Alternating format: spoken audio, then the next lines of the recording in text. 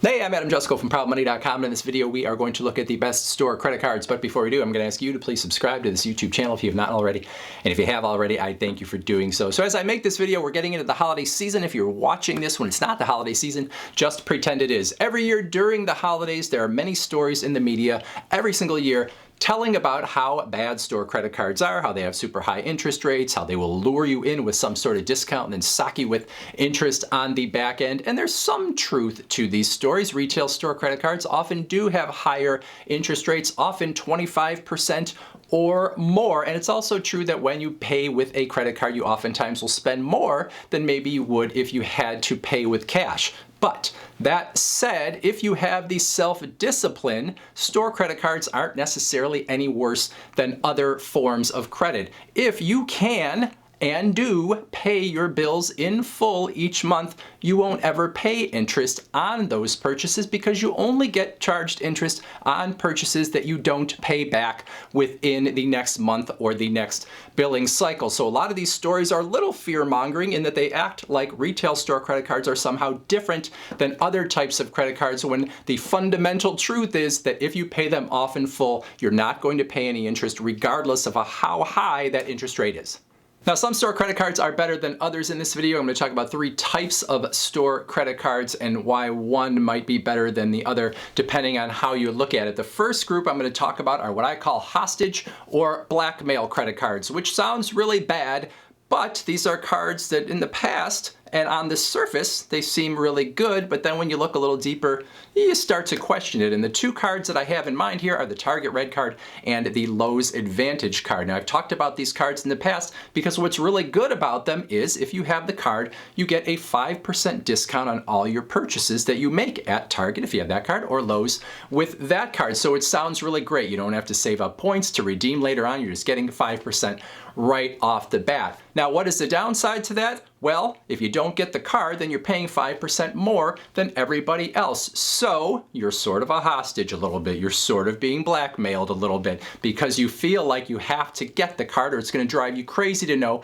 that you're paying more than everybody else. And so Target or Lowe's, they're happy for you to get the card because they want to make some interest money potentially if you don't pay your balances off in full, or they can get data from you about the individual things that you purchased and sort of track you over time in order to market to you. But if you don't get the card, they'll just charge you 5% more than everybody else. But what they really could do if they're willing to give 5% off to everybody is they could just make everything 5% cheaper. So somehow this is all baked into the equation from Target or Lowe's. But you as a consumer, you know that that Target card exists. You know that that Lowe's card exists. So if you are going to shop at one of those stores all the time, you almost have to get the card. So 5% discount, great.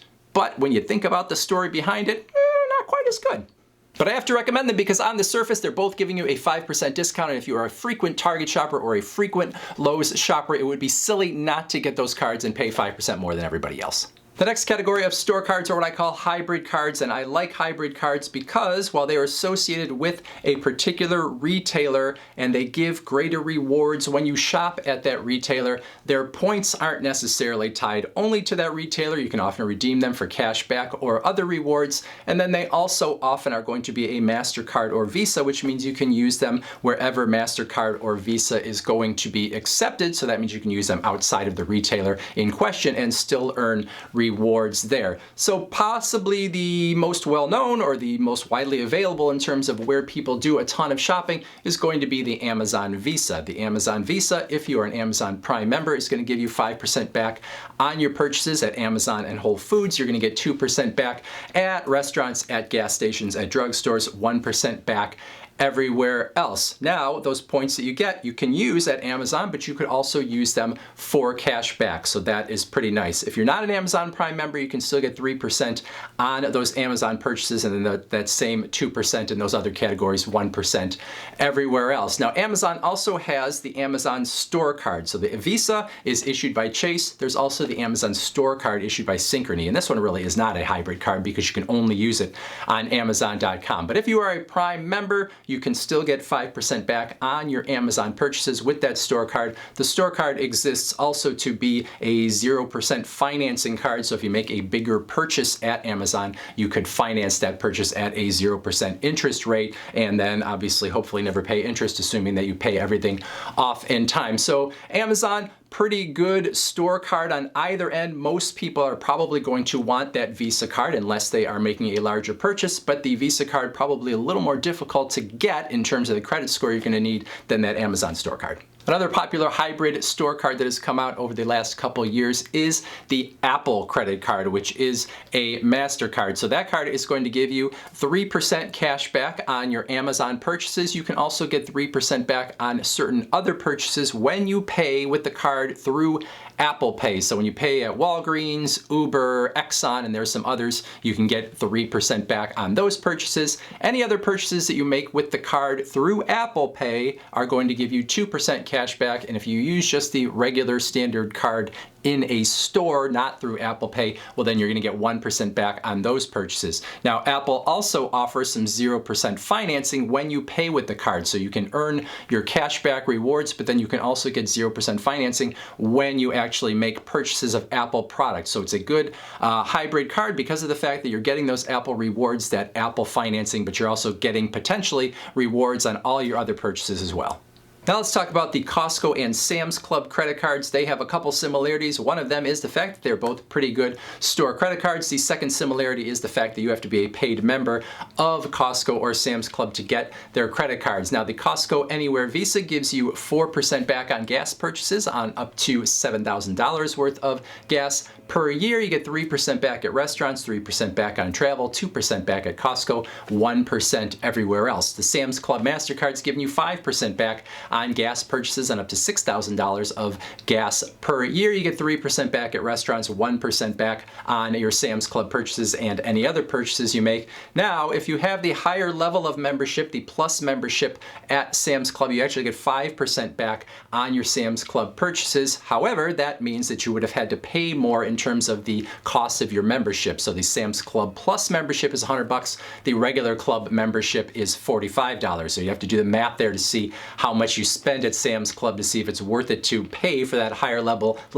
of membership. Usually if you spend about $1,400 or more at Sam's Club, that is going to put you at a place where it makes sense to pay for the Plus membership and get those greater rewards. Now, the downside of both of these cards is that while they're pretty good cards overall, you only get your rewards one time per year with each one of these cards. So it's not like you spend a ton in, a 2 or 3 month period and then get your hands on your rewards and use them. You only get them one time per year, which pretty much no other credit cards do. And then two more hybrid cards worth talking about. The Walmart MasterCard, 5% back on Walmart.com purchases and pickup and delivery from Walmart. You'll get 2% back inside Walmart stores or on Walmart gas, 2% at restaurants, 2% on travel, 1% everywhere else. The Kroger credit card gives you 5% back on mobile wallet purchases. So you use the card through Apple Pay, through Google Pay, etc. You'll get 5% back on those purchases. You'll get 2% back at Kroger, 1% back everywhere else. So those are a couple of decent hybrid cards as well. Now, while all of those hybrid store credit cards I just talked about are good credit cards, they aren't necessarily the best cards across the board on all of your purchases. So you might get those cards to take advantage of that 5% at Amazon if you're a Prime member, or the 5% on Walmart pickup and delivery, or whatever. But on some of those other categories where they're giving you 2 or 3%, well, maybe you could get a different card out there on the market and do even better, because there are plenty of 2% flat cashback cards out there on the market that would give you 2% back on all of your purchases. Things like the Citi Double Cash card, the Wells Fargo Active Cash Visa. The Citi Custom Cash card will give you 5% back in one particular purchasing category each month on up to $500 worth of purchases there. You've got things like the Chase Freedom Flex card that give you 5% in rotating categories that are going to change each calendar quarter. So if you look at something like the Amazon Visa and you look at the 5% at Amazon, but you're only getting 2% back in some of these other categories or 1% back in other categories, well then maybe you wouldn't want to use that card for everything, and maybe you'd want to get it for that sort of store card part but get other cards for your other purchases. It all depends on how many cards you want to carry, but still those hybrid cards are better than the next class of cards we're going to talk about. Now, the last category of store cards is the category that I think is the least desirable. These are store cards that are going to give you a reward or some discounts or both, but you can only use those rewards at that particular retailer. So some of these cards are going to be better than others. If you are someone that likes to sort of have an extravagance once in a while and you've earned some points and all of a sudden you have a reward certificate to go use at a retailer that you like, but maybe you weren't going to spend money there otherwise, maybe you like that aspect to it. To me, that is sort of a worse value because it takes a while before you can usually redeem your points because you're not usually going to spend that much at one particular retailer, and then oftentimes the reward certificates are going to expire on sort of a short time frame, so that also can be a limitation to these cards, but the retailers themselves want to get you back in their stores, and that's why they are structured that way. So there's a mixed bag here, but in general, the more often you would be at a particular store, probably the better their store card is going to be for you because you know that you would end up going back there to redeem those rewards when you have earned them. Now, probably the best store card in this category, and it's kind of not a store card in one way, but it is the Verizon Visa. So we don't necessarily think of Verizon as a store exactly, but we all know that cell phone service is a pretty key part of everyone's life these days. So the Verizon Visa, if you are a Verizon customer, they have a very strong credit card because it gives you 4% back in rewards on gas purchases, 4% back on grocery store purchases, 3% back at restaurants, 2% back at Verizon, 1% back everywhere else, and there are some Verizon discounts that go along with it as well. So if you're a Verizon customer, it doesn't necessarily matter that their rewards can only be used at Verizon because you have to pay your Verizon bill every month anyway. So it's almost the same as cash back because you have to pay that bill. It's not like they're giving you a reward certificate and then you have to like go buy a new phone. You can use it toward anything you want that is your Verizon bill or a new phone at Verizon if you wanted to. So it makes good sense even though you are relegated to Verizon. I don't know if there are other individual cards in this category that I would single out as better or worse than others. It depends on where you shop. For example, the Kohl's credit card doesn't have rewards at all, but it has a lot of cardholder only discounts, and some people really love that card. There are cards from Macy's and from Nordstrom and from TJ Maxx, from Ulta, from Sephora, from Dick's Sporting Goods, from Best Buy, from Gap / Old Navy / Banana Republic / Athleta, and many other store cards out there. So if you have a particular retailer that you really love, there's a pretty good chance that they have a store credit card, but there's also a pretty good chance that that card is going to have sort of the limitations that I talked about. It might take you some time to actually earn a reward that you can redeem, and then once you get that reward, you might not have very long to redeem it. But if that doesn't bother you, if you're fine jumping right back into the store in order to use those rewards, well, then you could be happy with one of these cards. And then of course with any of these cards, like I said at the beginning of this video, oftentimes they are going to come with some sort of upfront incentive, whether that is a discount upfront or you know you're going to get some cardholder only coupons throughout the year. There is no harm in taking advantage of these offers, even though again, a lot of the media stories you see will make it sound like this is some sort of, deal with the devil. If you can handle it going forward, take that discount. It's not a big deal. Now, obviously, if you have a shorter credit history, you don't want to open 7 retail store credit cards and then have all of this stuff sitting there on your credit report, and then you go to, Chase or whoever and you try to get a card and they say, well, we don't want to deal with you because you have all these open credit lines already and you barely have any credit history. But if your credit history is a little longer, especially if it's over 3 years, it's really not a big deal to open up these cards if you have the discipline not to go and use them to buy a bunch of stuff that you couldn't pay for if you had to pay in cash. So that is the video. Whether you want to talk about my newly coined phrase, blackmail credit cards, or whether you have questions about other things, put them in that comment section below. Otherwise, I thank you for watching, and as always, please go to proudmoney.com where we do credit card reviews, we talk personal finance, we talk deals, and all sorts of other fun stuff too. Thank you for watching. Bye.